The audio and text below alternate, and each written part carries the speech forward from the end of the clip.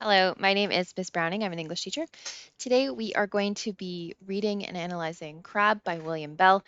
We're going to go chapter by chapter, and I am going to do some commentary just like I would normally do when I was teaching the novel. So enjoy. If you don't know about Crabbe and William Bell, you can look at my introduction video, but just really briefly, this is what I call a memoir. So, a memoir being a sort of a mix of a narrative, a story like a novel, and an autobiography. So, in this instance, we have Crabbe, who is a high school age student. And he is telling his story. We're starting from the end in case you haven't gathered that. I hope you've read the whole book. If you haven't, um, spoiler alert. So we're starting from the beginning of the story of the book, but the story itself is actually at the end when we get to this point. So we find Crabbe admitted to a general hospital in Toronto, Ontario, and we find that he is, it's November 15th, and we find that he is not giving a lot of information. So we know his name is Franklin Crabbe, but from this intake form that we see at the Toronto General Hospital, they do not know his OHIP number. They do not know where he lives. They do not know anyone to contact. They do not know his address. All they know is that he's arrived here in a state of physical exhaustion with ammonia in both lungs, and he has an injured left hand where two fingers have been amputated, and he's been exposed to the elements. And so here's a comment. He's come from a different hospital where he had an emergency operation to remove those fingers. For some reason, a lot of students miss this. And again, this page in the book doesn't necessarily look like it belongs in the book, but this is the first page of the novel. So we get to Crabbe's journal number 1, and he begins telling us about his situation. He ends off this journal by explaining to us why he's keeping this journal. All right. So he starts by explaining the fact that he is stuck in a ward of the hospital. He is not in the psych ward with the other teenagers, but it's because, in his estimation, they don't know what to do with him. So, as we know, he's a bit mysterious, which is definitely a hook for us as the reader because we want to find out what's happened to him. And we find that, he's spending his days staring out the window at the trucks. I mean, if it's me, I'm reading this book and I'm thinking, okay, what kind of symbolism would liking to watch the trucks and cars go by and the highway mean? I mean, Dr. Brown's going to say it for us in more words as well. He's going to tell us that Crabbe seems to be running away from his problems. So we see him constantly staring out the window, looking at these cars that are whooshing past, which can maybe be a little bit of foreshadowing for us as well. So he points out that he's not in the psycho ward. I think making a really meaningful distinction between himself and other teenagers. So other teenagers maybe do try to commit suicide, which is what Crabbe has been accused of. But he doesn't feel like he is the same as those other teenagers. In fact, he's divided here by one floor of the hospital. They're in a different ward. So he himself is separated. He also goes here to say that other people watch TV, but he doesn't. Okay, so I think Crabbe himself is telling us in many ways here that he is not your average teenager.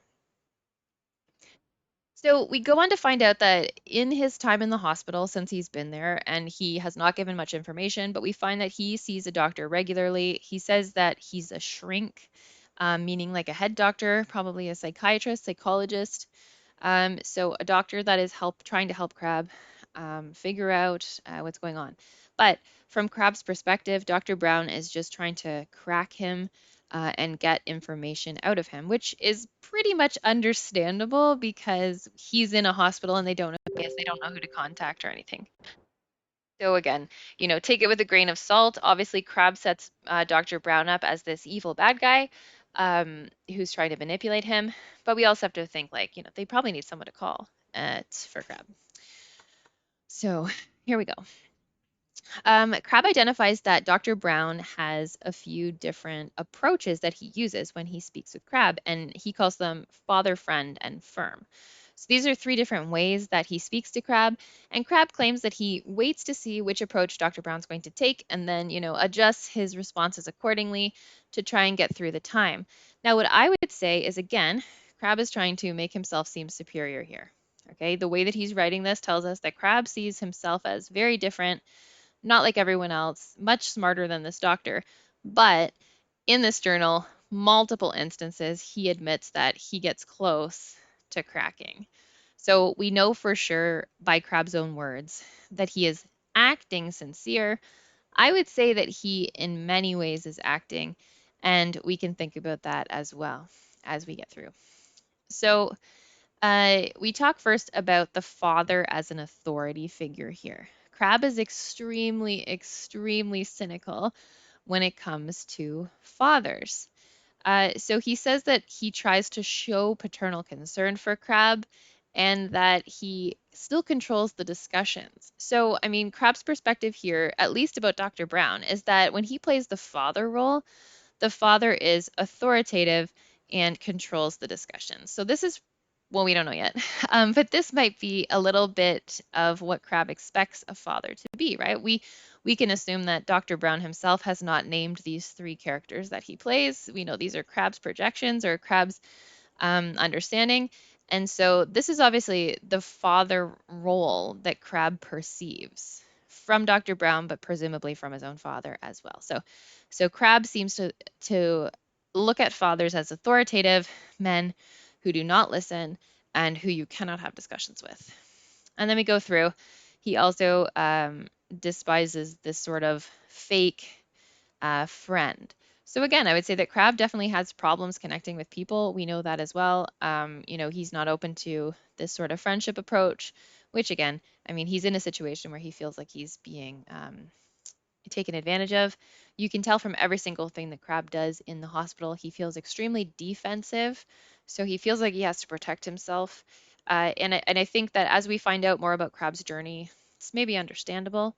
And hopefully, like as a teenager, you can, I'm not saying you're a teenager, but if you are a teenager or you have been a teenager in the past, you can probably relate to the fact that as a teenager, it's easy to feel misunderstood and to feel like you're not being listened to. So we have Crabbe demonstrating that for us. And what I love about this book is that Crabbe is speaking first person here. He's relating a conversation that he had to us. And we do need to think about the narrator in this story. So Crabbe himself is the narrator. So, does Dr. Brown say any of these things? I mean, best case scenario, this is Crabbe's recollection of what the doctor said to him, and we can hope that Crabbe is telling it to us in a true, accurate way. But we also know that Crabbe probably has an agenda here. He is trying to convince us of something, and later on in the chapter, he's going to explain his real purpose. So, we do have to take it with a grain of salt that, this is Crabbe's perception of what happened. So we do have an instance here where the friend, one day almost cracks him into laughing, but he hides it. Now, again, we see Crabbe's issue with authority when Dr. Brown flips into firm mode. So when he's not messing around and he gets angry, it makes Crabbe really uncomfortable. He says that Dr. Brown comes too close then when he's in the firm mode and he gets angry. So Crabbe kind of goes into survival mode here. He knows that he needs to get him out of this track as quickly as possible because otherwise Crabbe might give in. So you can see how Crabbe rejects authority, but also craves authority, I would argue. So I think just from what I've said so far, you can get a sense of the fact that Crabbe doesn't feel like he's had a good family life. He doesn't feel strongly, at least he has strong feelings about the way that his father has parented him. And again, we haven't seen his family yet, but we could guess that just from the number of comments about fathers so far and authority. Um, there's a part here where he says, just like in school as well, right? So Crabbe has felt like authority and organizations and adults in charge of him have been not listening to him, and that they needed to be, he needed to play defense against those people in his life.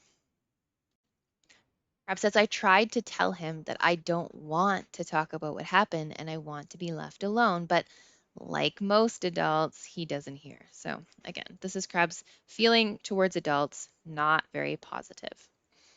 Now, he says here, it's useless to tell him that I didn't want to die, but he kept on pulling out those bloody obvious shrink tricks like the three F's, circling me like a predator looking for an opening. So Crabbe maintains that he did not try to kill himself, and we don't know that information yet. We'll find out in the story though. So Crabbe is frustrated because, just like all adults, they're not listening to him and they're assuming things about him, specifically negative things that he maintains are not true. And so, again, I think many teenagers and people can relate to that. And it remains to be seen what actually happened to Crabbe. So, again, here we go. Like most grown-ups, okay, Crabbe's given us like 10 different quotes so far where he is talking about grown-ups in general and his disdain for them. And specifically, his issue, which is that, they think teenagers are stupid and easily manipulated. Once we get into the story a little bit, we'll find out how Crabbe is as a student, and you'll see that, yes, this is exactly Crabbe's attitude. So he seems to think that he can like x-ray me and find my feelings, but the truth is that, you know, teenagers do feel a lot and adults just don't understand. So he gives an example here when Dr. Brown was acting as the father. He keeps me waiting as usual. So again, it's these hierarchies that Crabbe seems to fight against, right? And order. So he hates the fact that Dr. Brown's office is super neat and tidy. It bothers Crabbe. Um, he always looks the same too. Specifically, he looks like Mr. Respectability. So I would argue that Crabbe here is illustrating for us the fact that he doesn't like this sort of traditional sense of things. Crabbe feels misunderstood. He feels emotional. He feels like he does not fit in. He feels like adults are trying to force these roles and these rules onto young people, and it's just not okay. He also believes that Mr. Brown is acting and dressing respectable. There was a part that I already passed where Crabbe says he puts on the appropriate costume. Okay, so we have a very strong theme of appearance versus reality. So, is Dr. Brown actually respectable, or does he keep his office in a way and dress in a way that makes him appear respectable? But according to Crabbe, that does not mean anything. And as he says, you can't x-ray someone and see the inside. So again, a lot of very strong comparisons about the way someone appears and the way they actually are inside. And this is interesting too. So Crabbe goes and he starts comparing Dr. Brown to a fat little elementary kid who snuck into the principal's office. So Mr. Brown himself, or Dr. Brown, seems to be acting older than he is and more mature than he is, right? So in Crabbe's vision of the way things are, Dr. Brown is maybe just as immature as Crabbe is, but he's in this position where he can pretend otherwise. And Crabbe is not afforded the same luxury, right? Crabbe is treated like an idiot who can be manipulated, and he doesn't like that. Who likes that, really? So, I would argue also that Crabbe is demonstrating for us that he's extremely observant, right? He's recounting for us amazing details about what's happened. He's also like really psychoanalyzed Dr. Brown, whether he's correct or incorrect. It doesn't matter. He's doing like a lot of thinking about the situation, a lot of reflection. And I would also say that because Crabbe is recording these things in his journal, things like I almost cracked, or whatever. Crabbe's also aware that he is hiding things, right? Crabbe's well aware that he is holding things back. And so even that, I would say, is a good proof that Franklin Crabbe is very, at least emotionally intelligent, or at least self-reflective on who he really is. And I would say that that's a good thing. Okay, so smoking. So again, Mr. Brown, Dr. Brown, frames his approach today as concern about Crabbe's health, and Crabbe seems to smoke specifically to annoy the adults, but we do find out that the pipe itself that he's using is significant. So Dr. Brown has noticed that, which is probably partly what annoys Franklin Crabbe about it. Um, and the doctor points out the type of wood that it is and that it's old, so he's been observing it as well. And later on, we'll find out the truth about the pipe and where it came from. But at this point, Franklin is just sort of ignoring it. But I do also get the sense that Crabbe himself is putting on a show with this pipe, right? So, in the same way that the doctor is acting like a principal as an elementary student, I think that we also could say that Crabbe here is smoking for a reason beyond the fact that he likes smoking. We don't get any sense of when he describes it, that he just like really enjoys it or it helps him relax. More so, right now, he mentions that it really annoys Dr. Brown. He does say this here, though. He says that the smoke was blowing out a cloud of soft blue smoke, the color of smoke you see on a lazy July morning when your campfire is coaxing the chill out of the air.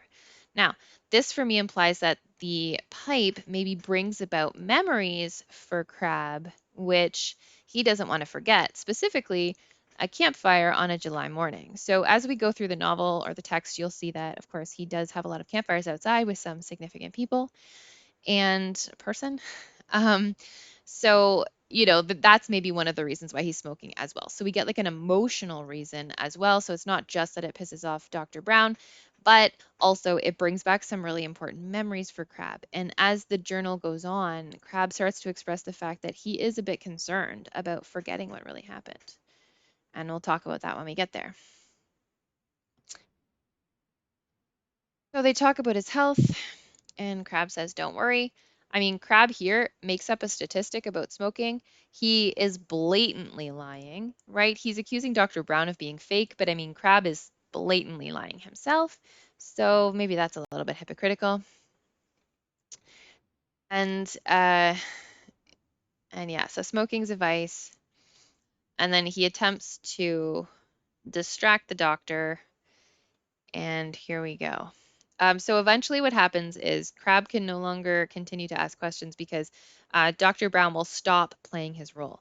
Now, I would also talk about the fact here that if you are someone who distrusts authority, chances are it's because an authority figure has let you down.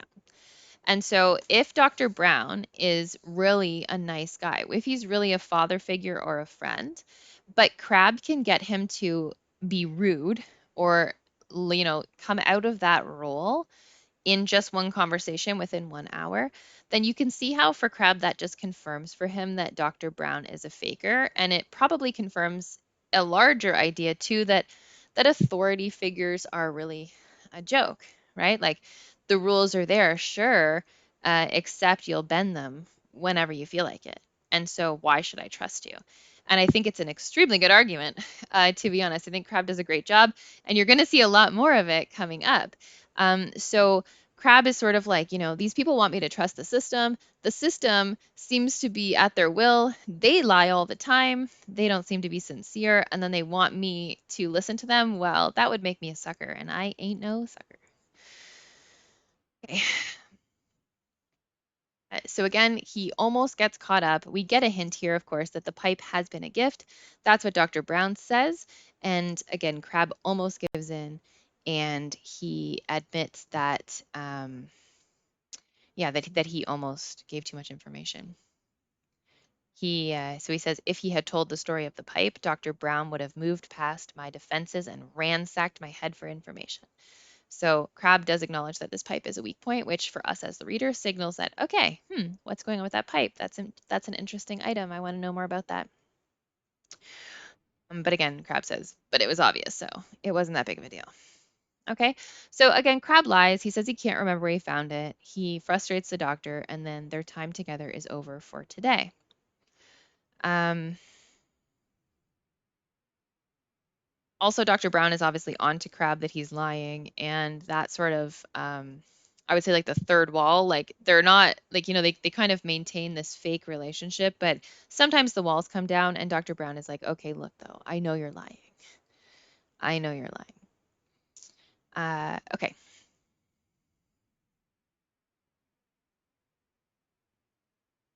So the lying frustrates Dr. Brown, and Dr. Brown finally snaps. Snaps again, I guess.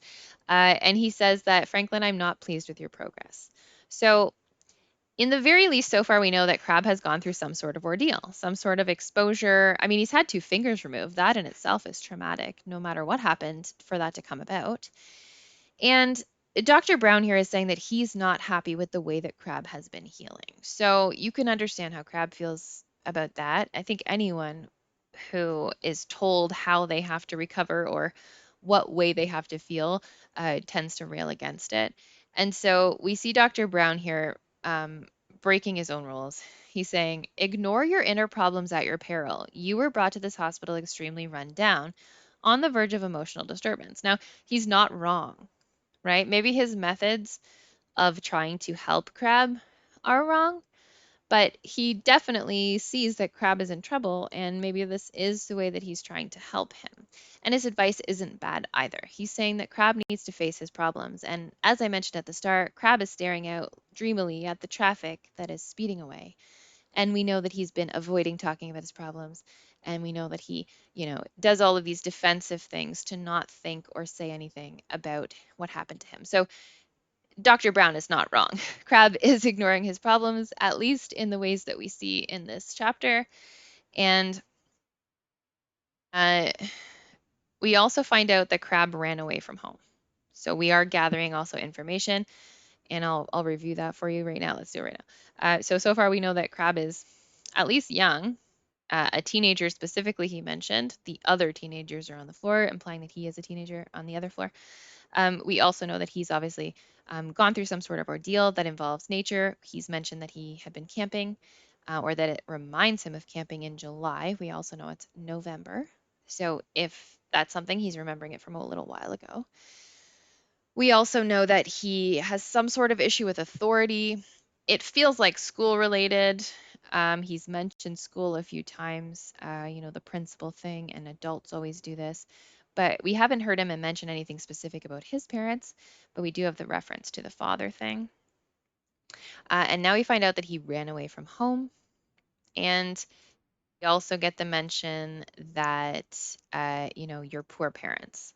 So Dr. Brown is engaging some guilt here to make Crabbe, or attempt to make Crabbe feel bad about the fact that he's put his parents through a lot by disappearing. And he did all these dangerous things, ending with the fact that Dr. Brown thinks that Crabbe tried to commit suicide.